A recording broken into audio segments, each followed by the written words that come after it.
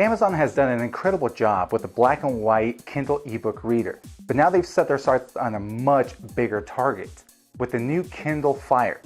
So we've taken both the Kindle Fire and the iPad 2 and compared the top 10 most important differences or similarities between the two tablets.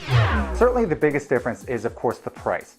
At $199 for the Kindle Fire versus a starting price of $499 for the iPad 2 and going up to the 64 gigabyte 3G capable iPad 2 that's over $800. Certainly there's a big difference and a big consideration to take when selecting amongst these two devices. When looking at the different features, that's where you find significant differences.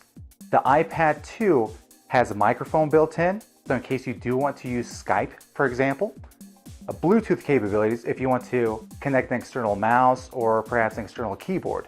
Camera for those that like to take movies and video, or if you simply want to use Skype to its maximum potential.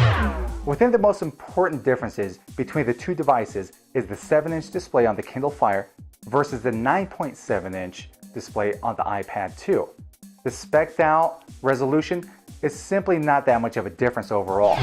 Size and weight are significant differences in both of these devices.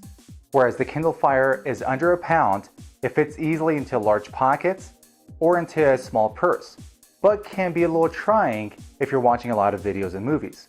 On the other hand, iPad 2 is much larger, weighs over a pound, but is much easier to view videos and movies, but of course is not as portable as the Kindle Fire.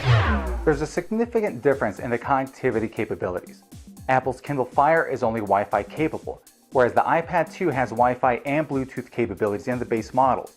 There is also the 3G model in case you want to access content from anywhere, wherever there is a cell phone connection, or in addition if you want to use the iPad 2 as a GPS in your car. Software and content are quite different on both of these devices. The Amazon Kindle Fire, of course, goes through Amazon.com, through the Amazon store. Now keep in mind, with Amazon Prime, for an annual fee, you get free streaming and you also get Super Saver shipping.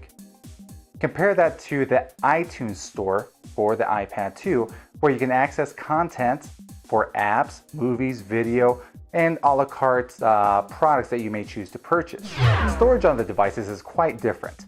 Whereas the Kindle Fire has 8 gigabytes of storage, the iPad 2 comes with 16, 32, or 64. Now keep in mind that both have cloud storage, so the larger gigabytes may be a little bit of overkill. Number 8 on the list is the battery life. Under normal usage, the Amazon Kindle Fire should last approximately 7.5 to 8 hours when Wi-Fi is turned off. However, for iPad 2, when Wi-Fi is turned on, you can use it as you normally would for about 10 hours. Those that use the 3G network should see about 9 hours worth of charge.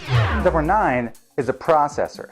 The iPad 2 has a 1 GHz dual-core A5 Apple processor, which is simply just fast. And the Amazon Kindle Fire has a dual-core processor, but specifics have yet to be released. Number 10 on our list really displays some similarities between the Amazon Kindle Fire and Apple's iPad 2. They both have very similar features in video, audio, and text, but as we all know, Apple simply does not support Flash. The bottom line is that the iPad 2 and the Kindle Fire are both exceptional products. Take a look at the various differences that we've outlined in this video, and also take a look at our website, top10authority.com, for a full review and differences between the two products. This is Jose for Top 10 Authority.